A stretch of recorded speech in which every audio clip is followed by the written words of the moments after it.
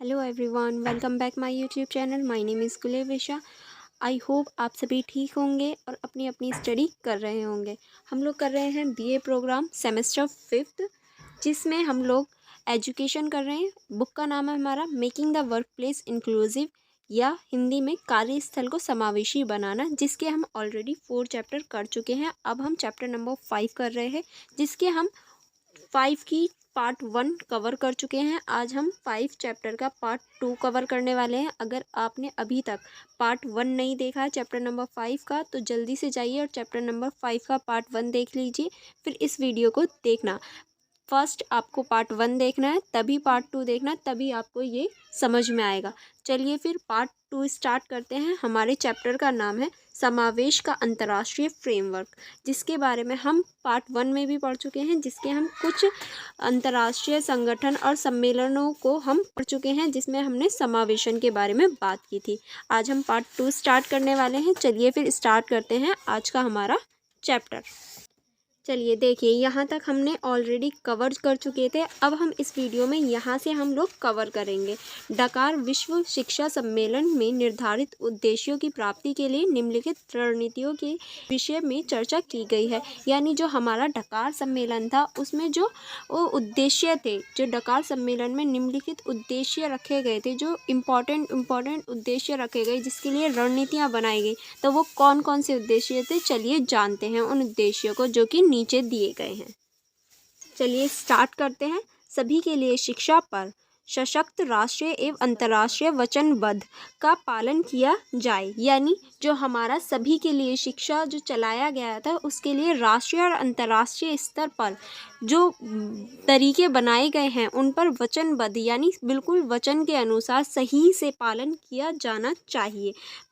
प्राथमिक शिक्षा की सुदृढ़ता के लिए राष्ट्रीय स्तर की कार्य योजना का निर्माण किया जाए तथा इसमें निवेश का विस्तृत भी सुनिश्चित किया जाए। यानी जो हमारी प्राथमिक शिक्षा है, उसको जो बनाने की जो कोशिश की गई है, मजबूत तरीके से, सुदृढ़ यानी मजबूत तरीके से उसे बनाने का प्रयास किया जाए और उसे विस्तृत भी किया जाए, यानी बढ़ाया जाए। ठीक है, नेक्स्ट चलते हैं। नेक्स्ट है हमारा एक निर्धारित फ्रेमवर्क का निर्माण करना, जिसमें गरीबी उन्मूलन व विकासशील रणनीति से जुड़ा हो, प्रभावी समन्वय के साथ सबके लिए शिक्षा की नीतियों का प्रचार एवं प्रसार हो। यानी जो हमारी सभी के लिए शिक्षा है, उसका प्रचार प्रसार हो और वो सभी के लिए एक अच्छे से फ्रेमवर्क के रूप में कार्य करे। नेक्स्ट चलते हैं। नेक्स्ट है हमारा शैक्षिक विकास के लिए रणनीतियाँ बनाने, उन्हें व्यवहार में लाने तथा उनके प्रभावी निरीक्षण की व्यवस्था में नागरिक समाज में सम्मिलित व सहभागिता को सुनिश्चित करना है। यानी उनके लिए सारी चीज़ों का, रणनीतियों का और जितनी भी हमारी सहभागिता है, उसको सुनिश्चित करना भी आवश्यक है। चलिए नेक्स्ट पढ़ते हैं। शिक्षा के शासन एवं प्रबंधन के लिए एक जवाबदेह, सहभागी और उत्तरदायी व्यवस्था का विकास करना चाहिए। यानी हमें एक ऐसी व्यवस्था बनानी चाहिए जो उत्तरदायी भी हो और सहभागी भी हो। ठीक है, चलिए आगे बढ़ते हैं। अब हम नेक्स्ट हमारा पॉइंट है अस्थिरता, प्रकृति आपदा व संघर्ष से प्रभावित होने पर शिक्षा व्यवस्था की आवश्यकताओं को संबोधित करने की व्यवस्था का होना। इसके लिए शांति, सहनशीलता, अहिंसा व पारंपरिक समझ का विकास करने के हेतु शैक्षिक कार्यक्रमों का आयोजन करना। आई होप आपको अभी तक सारा समझ में आ रहा होगा। ये सिर्फ उद्देश्य हैं जो कि कुछ यहाँ तक नीचे तक दे रखे हैं। ये सारे उद्देश्य मैं आपको सारे एक एक करके बता देती हूँ और आप लोग अच्छे से समझ लीजिएगा। ठीक है, चलिए फिर नेक्स्ट पढ़ते हैं। हमारा नेक्स्ट आपदा की स्थिति, यथा HIV, कोरोना जैसी स्थिति में शिक्षा के क्षेत्र की आवश्यकताओं को संबोधित करने के लिए अमल में लाए जाने वाले शैक्षिक कार्यक्रमों व कार्य योजनाओं का निर्माण करना, यानी जो हमारी अगर कोई भी आपदा की स्थिति आ जाए तो उसमें किस तरह से हमें शिक्षा को लेकर चलना है, ये भी सोचना बहुत ज़्यादा इम्पॉर्टेंट है। ठीक है, अब नेक्स्ट चलते हैं। नेक्स्ट है हमारा सुरक्षित, स्वस्थ, समानता आधारित, समावेशन, संसाधन संपन्न शैक्षिक वातावरण का निर्माण करना, जिससे सभी को उच्चतम अधिगम की प्राप्ति हो, यानी सभी को अच्छी अच्छी लर्निंग, अच्छी अधिगम की प्राप्ति हो सके। ठीक है, अच्छे अधिगम की प्राप्ति हो सके, सभी के लिए अधिगम उपलब्ध मानक स्तर के अनुरूप स्पष्ट हो, यानी जो अधिगम है वो सभी के लिए स्पष्ट रूप से हो। नेक्स्ट है हमारा अध्यापकों के व्यवसायों के मानक स्तरों को व्यवहार प्रवृत्तियों आदि का निर्माण करना। ओके, अब चलिए नेक्स्ट आगे बढ़ते हैं।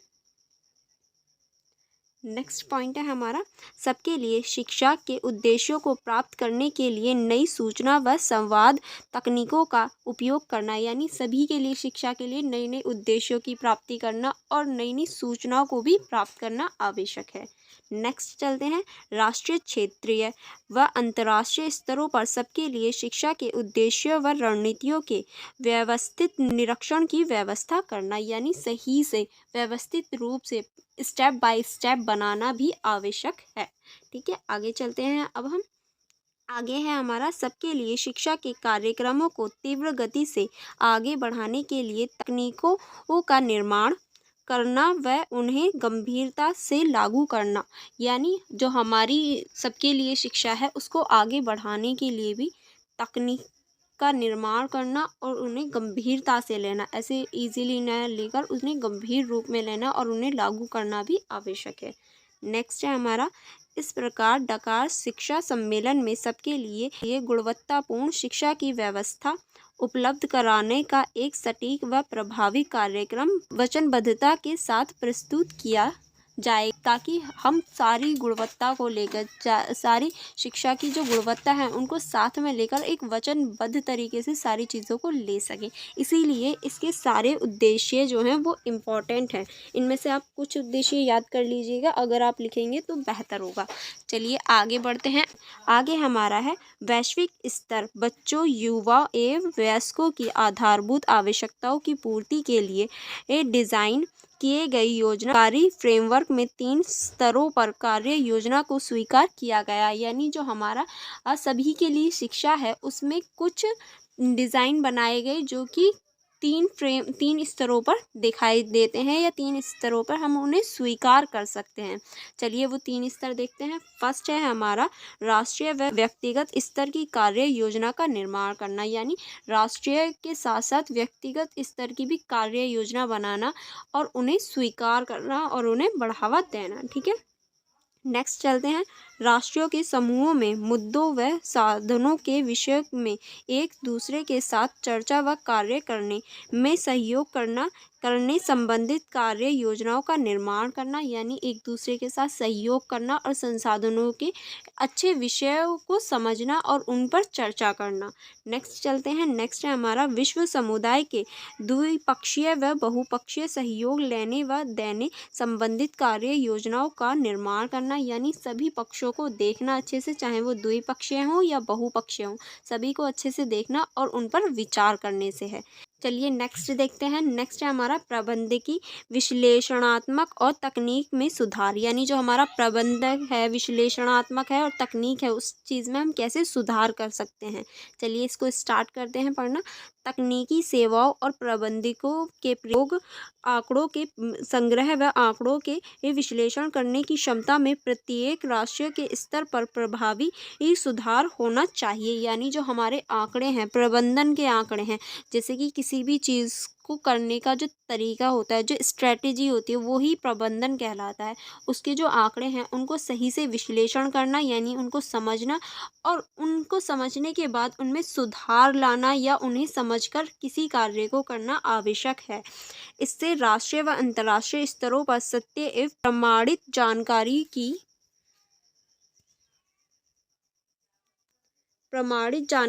की प्राप्ति होगी, यानी राष्ट्रीय और अंतर्राष्ट्रीय स्तर पर जो सही चीज़ है उसकी जानकारी हमें प्राप्त हो पाएगी। ऐसा नहीं है हम गलत आंकड़ों को देखेंगे, नहीं, हम बिल्कुल सही आंकड़ों को देख पाएंगे। जानकारियाँ प्रत्येक क्षेत्र राष्ट्र की स्थितियाँ व आवश्यकताओं के अनुसार सटीक नीतियाँ बनाने में सहायक होती हैं। यानी जो हमें आंकड़ों से जानकारियाँ प्राप्त होंगी वो किसी भी राष्ट्र या फिर क्षेत्र के लिए सेटिंग या फिर कोई भी नियम या कोई भी कानून बनाने के लिए आवश्यक होती है और बहुत महत्वपूर्ण भूमिका भी निभाती है कोई भी नीति बनाने के लिए। ठीक है, चलिए अब आगे बढ़ते हैं।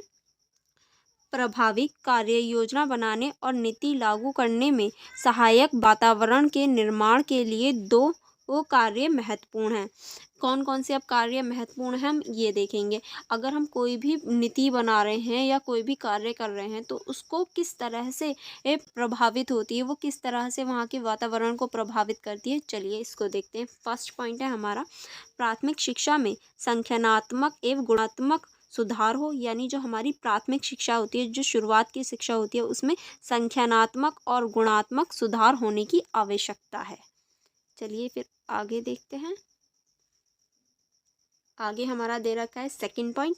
सेकंड पॉइंट में हम देखेंगे सूचना एवं संवाद के माध्यमों की गतिशीलता का प्रभावी उपयोग उपलब्ध अवसरों में अधिक से अधिक लाभ प्राप्त करने में होता है। यानी जो हमारी सूचना होती है और संवाद होता है उसका अधिक से अधिक जो प्रयोग होता है वो लाभ कमाने के लिए होता है। अधिक से अधिक लाभ कमाने के लिए हम उनका प्रयोग कर सकते हैं। ठीक है, अब चलिए आगे बढ़ते हैं। यहाँ से स्टार्ट करेंगे। प्राथमिकता के आधार पर क्षेत्रीय स्तर सुधार कार्य योजना।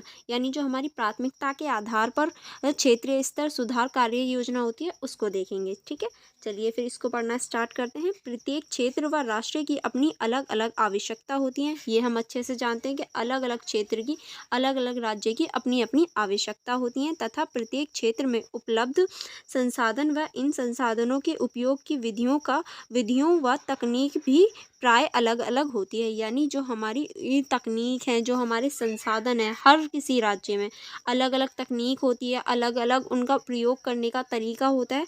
सारी चीज़ें अलग अलग होती हैं, हर राज्य की अपनी अपनी चीज़ें होती हैं। ठीक है, इससे व्यक्तियों व क्षेत्र का अच्छा विकास होने की स्थिति का विकास संभव हो पाता है। यानी वहाँ की स्थितियाँ और वहाँ का जो स्थान है, वहाँ का जो विकास है वो संभव हो पाता है कि हाँ वहाँ अब अच्छा विकास हो पाएगा। चलिए, आई होप अभी तक आपको सारी चीज़ें समझ में आ रही होंगी। अगर अभी तक आपने इस वीडियो को लाइक नहीं किया है तो जल्दी से वीडियो को लाइक करिए और जल्दी से शेयर भी कीजिए, क्योंकि मैं आपके लिए बहुत मेहनत करती हूँ तो आपका भी ये फ़र्ज़ बनता है कि आप इस वीडियो को जल्दी से लाइक कर दीजिए। ओके, चलिए फिर हम लोग आगे स्टार्ट करते हैं। यहाँ से पढ़ना स्टार्ट करते हैं। सभी क्षेत्रों व राज्यों को एक दूसरे के साथ विचार, संसाधन, संदेशों व उत्पादकों के लेन देन के माध्यम से भाषाई व सांस्कृतिक बढ़ावा तथा सामाजिक आर्थिक समानता की संस्थापना एवं विकास के प्रयास करने चाहिए। यानी जितने भी राज्य हैं हमारे, उनमें लेन देन होना चाहिए, विचारों का, संसाधनों का, संदेशों का और भाषाई संस्कृति हो गई, समृद्धियाँ हो गई, यानी उनका बढ़ावा हो गया, बढ़ाने का प्रयास करना चाहिए और हमें अपने ये विकास पर जोर देना चाहिए ताकि हम उनका विकास कर सकें। ठीक है, चलिए फिर आगे बढ़ते हैं। आगे हम देखेंगे प्राथमिक शिक्षा के गुणवत्तापूर्ण विकास एवं विस्तार के लिए राष्ट्रों के मध्य संभावित संयुक्त क्रियाओं का आयोजन किया जाना आवश्यक है। यानी अगर हम विकास करना चाहते हैं तो राष्ट्रों के मध्य में संभावित संयुक्त क्रियाओं का आयोजन है वो होना आवश्यक है। संयुक्त क्रियाओं के आयोजन के मध्य से सामाजिक सांस्कृतिक विचारों के आदान प्रदान, शैक्षणिक सामग्री व नवीन शिक्षण विविधताओं को साझा करने के अवसरों की प्राप्ति होनी चाहिए। यानी जितने भी हमारे अवसर हैं उनको साझा करना चाहिए और उन पर ध्यान देना चाहिए। चलिए आगे बढ़ते हैं। आगे देखते हैं। आगे हमारा राष्ट्रों के मध्य एक दूसरे के साथ सहयोग करने के लिए निम्नलिखित 6 क्षेत्रों को चिन्हित किया गया है। यानी जो हमारे राष्ट्र हैं उनके साथ एक दूसरे के साथ जो संबंध हैं वो अच्छे करने के लिए 6 पॉइंटों को चुना गया है कि इन पॉइंटों पर हमें ज़्यादा ध्यान देना चाहिए। चलिए वन बाय वन इनको पढ़ते हैं। चलिए फर्स्ट देखते हैं। व्यक्तिगत प्रशिक्षण बिंदु योजनाओं का निर्माण करने वाले प्रबंधन, शैक्षणिक प्रशिक्षण, शोध कर्ताओं आदि इसमें शामिल होने चाहिए, यानी जितने भी हमारे बिंदु हैं उन पर प्रबंधन, शैक्षिक प्रशिक्षण और शोधकर्ता शामिल होने चाहिए। ऐसा नहीं है हम खुद ही डिसीजन ले लें, नहीं, इन सब का होना आवश्यक है। नेक्स्ट पॉइंट है हमारा वास्तविक एवं वैधानिक सूचनाओं का संग्रहण और विश्लेषण में सुधार के प्रयास, यानी जो हमारे वास्तविक और वैधानिक सूचना है उनमें हमें सुधार का प्रयास करना चाहिए। नेक्स्ट है हमारा शिक्षा तथा मानव विकास से संबंधित विषयों में संभावित गुणात्मक शोधों का होना महत्वपूर्ण है, यानी जितने भी हमारे शोध होते हैं जो महत्वपूर्ण हैं उनका होना आवश्यक है। चलिए आगे बढ़ते हैं। शैक्षणिक सामग्री का निर्माण, उत्पादन व प्रकाशन होना चाहिए। इससे हमारा आधारभूत अधिगम आवश्यकताओं से मिलने के लिए मीडिया के विविध रूपों का विस्तृत उपयोग हो, यानी जो हमारी मीडिया है उसके विस्तृत रूपों को हमें देखना चाहिए। चलिए नेक्स्ट पॉइंट देखते हैं। पॉइंट नंबर 6, दूरस्थ शिक्षा सेवाओं की सुविधाओं का वृहद उपयोग तथा प्रबंधन, यानी जो हमारी दूर की शिक्षा की सेवाएं हैं उनका अच्छे से प्रयोग करना और बड़े स्तर पर प्रयोग करना है और उनका प्रबंधन करने की आवश्यकता होती है। चलिए फिर आगे बढ़ते हैं। आगे हमारा है प्राथमिकता के आधार पर वैश्विक स्तर पर सुधार कार्य योजना। जो हमारी प्राथमिकता है उसके आधार पर वैश्विक स्तर पर जो सुधार कार्य योजना है, चलिए उसको देखते हैं। उसके कुछ पॉइंट दे रखे हैं यहाँ, चलिए फिर उनको पॉइंट को पढ़ना स्टार्ट करते हैं। नेक्स्ट पॉइंट है हमारा अंतर्राष्ट्रीय स्तर पर आवश्यक क्षेत्र में ऐच्छिक सहयोग प्राप्त करके क्षेत्रीय स्तर पर आधारभूत आवश्यकताओं की पूर्ति को सुनिश्चित करना एक सामान्य व सार्वभौमिक मानव कर्तव्य है, यानी हमें उन सभी को अच्छी तरह से प्रयोग करना और उन्हें आगे बढ़ाना ही हमारा कर्तव्य है। नेक्स्ट पॉइंट देखते हैं। राष्ट्रीय क्षमताओं की वृद्धि के उपयोग पर अमल करना, यानी जो राष्ट्रीय क्षमताएं हैं उनकी वृद्धि पर हमें अमल करना है और उन्हें आगे बढ़ाना है।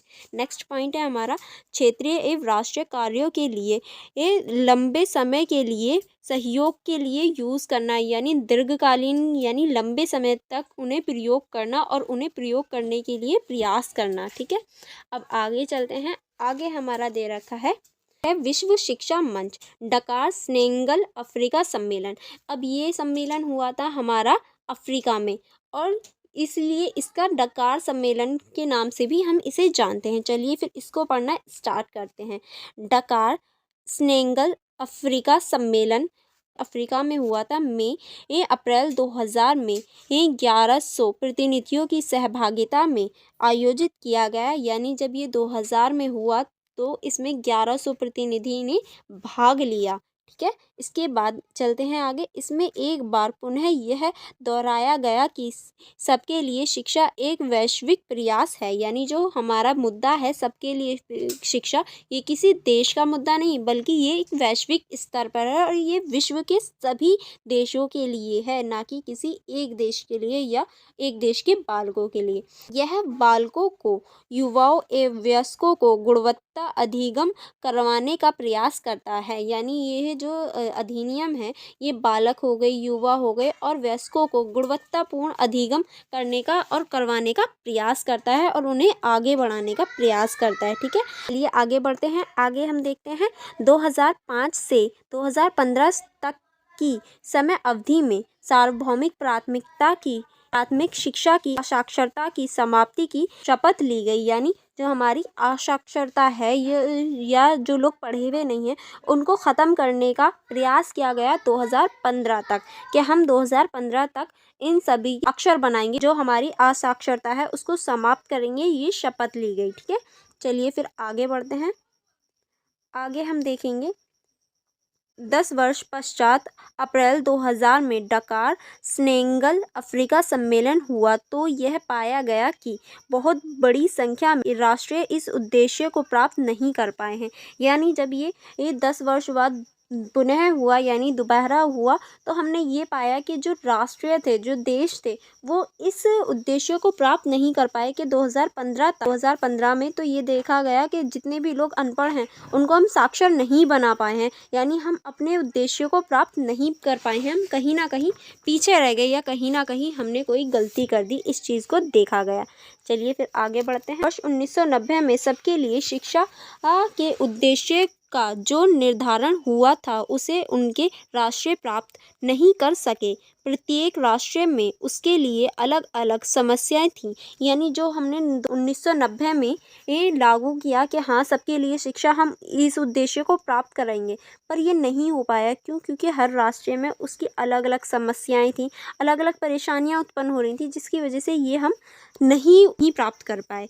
सम्मेलन में यह सुनिश्चित किया गया कि समस्या कुछ भी हो, कितनी भी संख्या में हो, बच्चे, युवा और वयस्कों के लिए अधिगम की गुणवत्ता सुनिश्चित होगी। यानी बाद में ये सोचा गया कि समस्या कितनी भी हो, कितनी भी संख्या में हो, या फिर कोई भी संख्या हो समस्या की, हम बच्चे, युवा और वयस्कों के लिए एक गुणवत्तापूर्ण सुनिश्चित कर पाएंगे। जो हमारा अधिगम है, जो हमारी शिक्षा है, उसको गुणवत्तापूर्ण बनाने का प्रयास करेंगे। ठीक है, ये हमारा थर्ड पॉइंट था और ये हमारा फोर्थ पॉइंट है। ये अब इसको पढ़ना स्टार्ट करते हैं। अप्रैल 2000 में डकार फ्रेमवर्क में सबके लिए शिक्षा में स्वीकार लिया गया और 1100 सहभागियों के साथ डकार में सम्मेलन हुआ। यानी जो हमारा डकार सम्मेलन था वो 2000 में स्वीकार किया गया इसके फ्रेमवर्क को, और 1100 सहभागियों ने, 1100 देशों ने या 1100 देशों के सदस्यों ने इसमें भागीदारी ली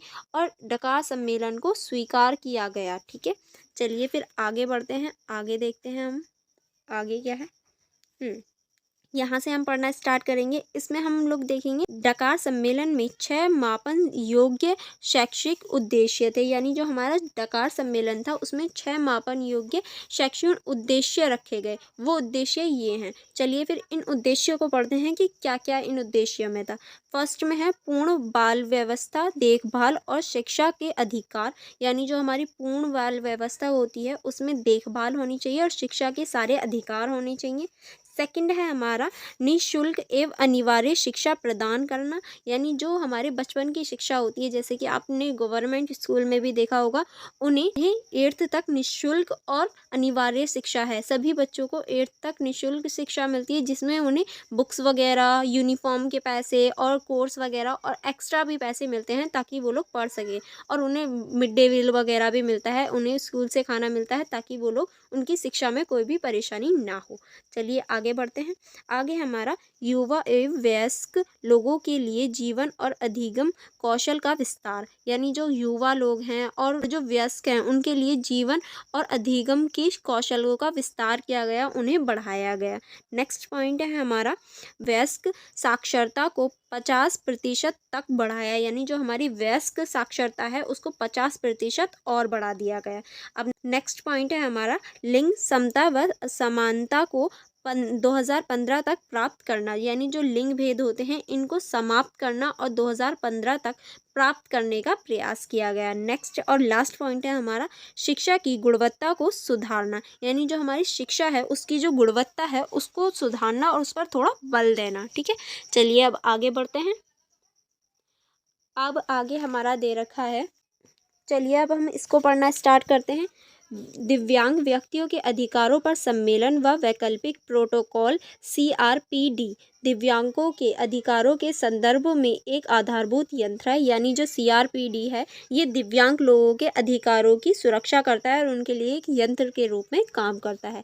CRPD समानता, समावेशी और भेद के आधार पर दिव्यांग व्यक्तियों के आर्थिक, सामाजिक, राजनीतिक और सांस्कृतिक व नागरिक अधिकारों की संरक्षणता है। यानी ये जो हमारा CRPD है वो आर्थिक, सामाजिक और राजनीतिक और सांस्कृतिक और नागरिक अधिकारों की संरक्षणता, यानी उनको सुरक्षा प्राप्त करता है और उनके अधिकारों की कोई भी हनन करे तो वो CRPD में शिकायत कर सकते हैं और अपने अधिकारों को सुरक्षित कर सकते हैं।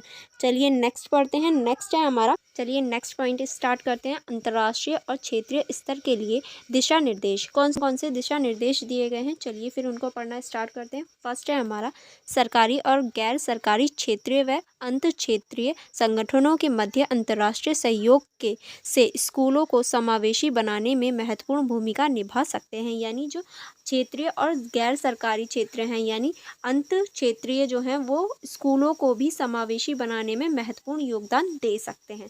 चलिए नेक्स्ट पढ़ते हैं। नेक्स्ट है हमारा नई परियोजना बनाने व क्षमता निर्माण के लिए अंतर्राष्ट्रीय सहयोग प्रभावी होते हैं, यानी जो भी नई नई परियोजना बनती हैं उनके लिए अंतर्राष्ट्रीय सहयोग भी प्रभावी होते हैं। उन्हीं की वजह से नई नई योजना भी बन सकती हैं और बनती भी हैं। चलिए नेक्स्ट पॉइंट पढ़ते हैं। आधारभूत संस्थागत संरचना के निर्माण व अन्य सुविधाओं के सृजन के लिए प्रत्येक स्तर पर वित्तीय का उचित एवं पर्याप्त प्रबंधन होना चाहिए, यानी जो वित्तीय है उसका उचित रूप से ये वितरण होना चाहिए। इसके लिए सरकार व गैर सरकारी संगठनों का समन्वय सहयोग लिया जाना सुनिश्चित किया जाना चाहिए, यानी जो भी हमारी सरकार है उनका जितना भी उचित सहयोग है वो ही करवाना चाहिए और उन्हें ये जो समावेश है उसको बढ़ाने का प्रयास करना चाहिए। चलिए लास्ट पॉइंट पढ़ते हैं। सबके सम्मिलित प्रयास से ही समावेशी समाज के निर्माण का सपन सच में साकार हो सकता है, यानी हम सभी मिलकर प्रयास करेंगे समावेशी समाज के लिए, क्योंकि समावेशी समाज एक बहुत अच्छा समाज है जिसमें सभी के लिए समान योग्यता और सभी को समान रखा जाता है उनकी योग्यता के अनुसार, उनकी क्षमता के अनुसार। आई होप आपको ये चैप्टर समझ में आया होगा। नीचे निष्कर्ष है, मैं आपको दिखा देती हूँ, अगर आप चाहें तो इसको पढ़ लीजिएगा और कुछ मुख्य बिंदु भी दे रखे हैं। अगर आपको लगता है कि आपको पढ़ने हैं तो पढ़ लीजिएगा, अदरवाइज़ जितना मैंने आपको पढ़ाया है उतना काफ़ी है आपको पास होने के लिए। ओके, ये हमारा चैप्टर यहाँ फिनिश होता है। आई होप आपको पसंद आई होगी video. Please do like, do share my videos. Thank you for watching.